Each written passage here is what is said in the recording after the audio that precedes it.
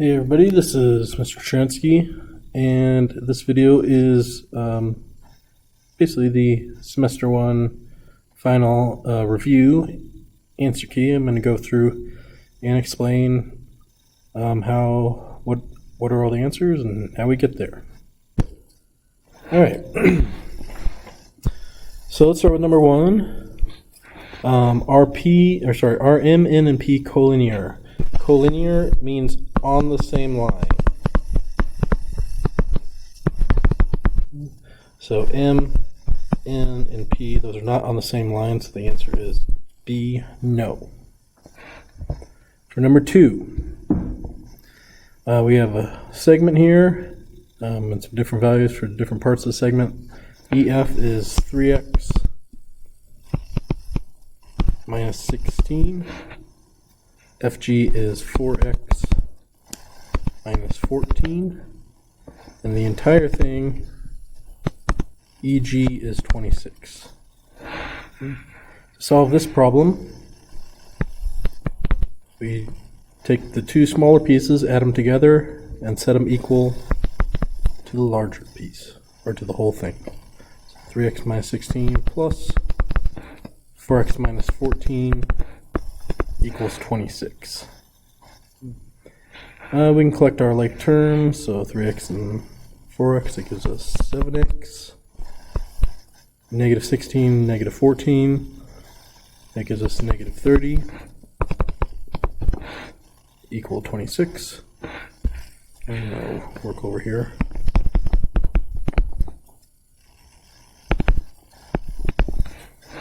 We'll go ahead and we'll add 30 to both sides. So we get 7x equals 56. Divide by 7 on both sides. And we get x equals 8. So that eliminates C and D, but in order to figure out whether it's A or B, we have to plug this x equals 8 into original values here. So 3 times 8 is 24, and minus 16, that gives us EF is 8, and 4 times 8 is 32, minus 14, that gives us 18, and we can check that that adds up to 26, which it does, so it's got to be B. Number 3. Noam walks home from school by walking 8 blocks north and 6 blocks east. So remember your cardinal directions. Never eat soggy waffles. You're starting out walking 8 blocks north and 6 blocks east. That gives us a grand total of 14 blocks that we normally walk every day. We want to know what is the distance if we cut that in half. Well, that creates a right triangle, so we're going to use Pythagorean theorem.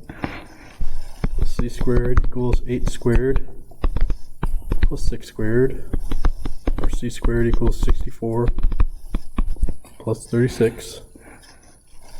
The square root of both sides. And we get C equals the square root of 100, which equals 10. So this distance is 10. Now the question asks, how much shorter will the walk be? So we have to take 14 and subtract 10. That gives us a difference of 4 blocks. Number 4. So here we have to read BOC, angle BOC is 20 degrees. Measure of the entire thing AOC, this entire thing is 54 degrees. So then what is the measure of AOB? So we would simply subtract 20 from 54, and that would give us 34.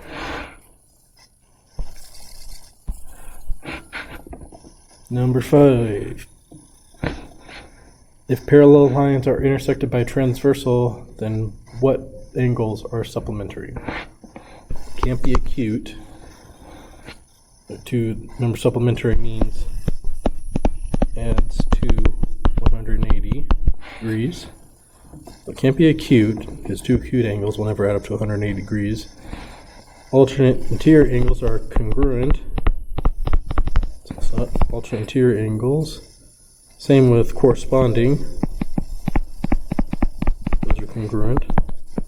But same side interior angles are supplementary. Okay. So same side interior angles are like this angle and this angle. Those two will add to 180. Number 6, 1 and 2 are supplementary. Again, that means adds to 180. So what we're going to do is we're going to take angle 1 plus angle 2, set it equal to 180. So then we have 2x minus 76 equals 180. Sorry, plus 76.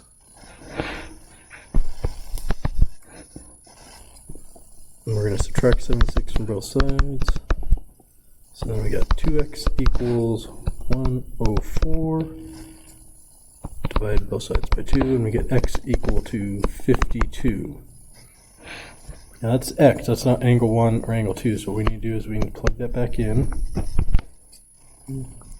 52 minus 14 is 38, so we know angle 1 is 38. 52 plus 90 is equal to 142. So it's got to be A.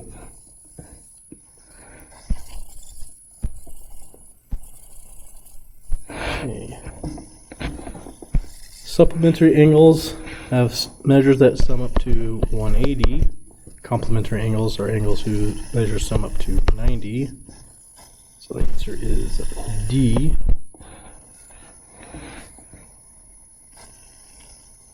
Okay, classify triangle ABC by its angles. Okay. Well, that's acute. Oops. That's acute, meaning under 90. And angle C is acute, so it's got to be acute.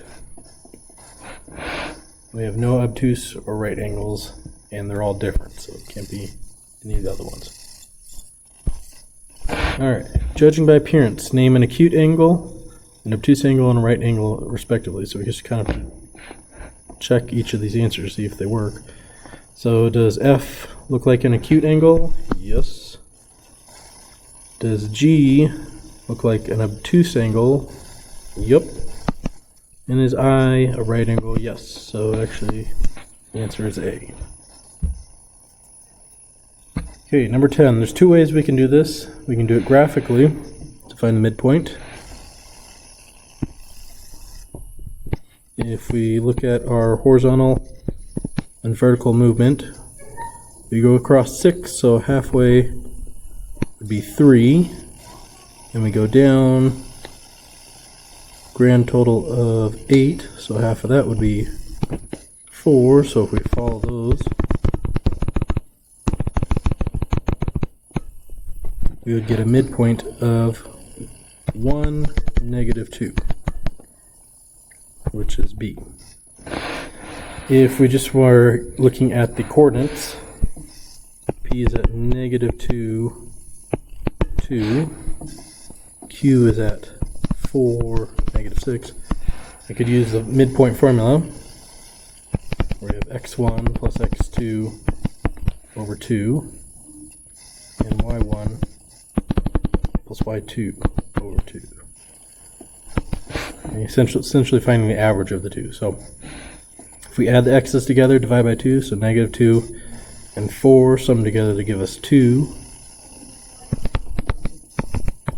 Oops. 2 plus 4 over 2. So that gives us 2. 2 divided by 2, which is 1. If we plug that in for the y's, 2 plus -6 over 2. 2 plus -6 is -4 over 2, which gives us -2. So either way, we get the same answer. You can do it graphically or the formula.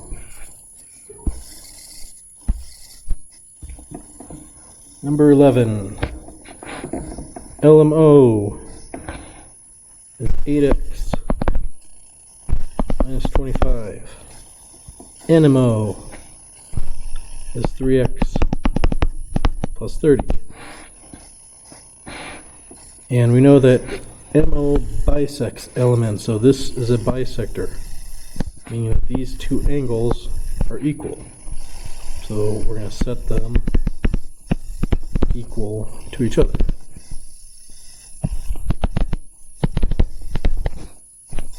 And solve for x. So 5x minus 25 is 30, 25. We have 5x equals 55, x equals 11. And then it wants to know the whole value of the entire angle, so we have to plug this in really into both.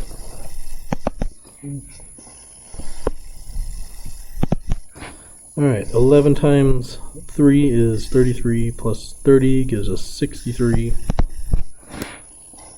And then 8 times 11 is 88 minus 25, so that gives us 63 again. So the entire angle is 63 plus 63, which is 126. So the correct answer is letter C. And number 12, these are vertical angles, so they are equal to each other. We can set 7x plus 8 equal to 8x minus 12. And we'll subtract 7x here. 8 equal to x plus 12. Add total both sides, and we get to x, so A is our answer. Alright, this ends part 1 of the review. These will continue in parts 2 through 4.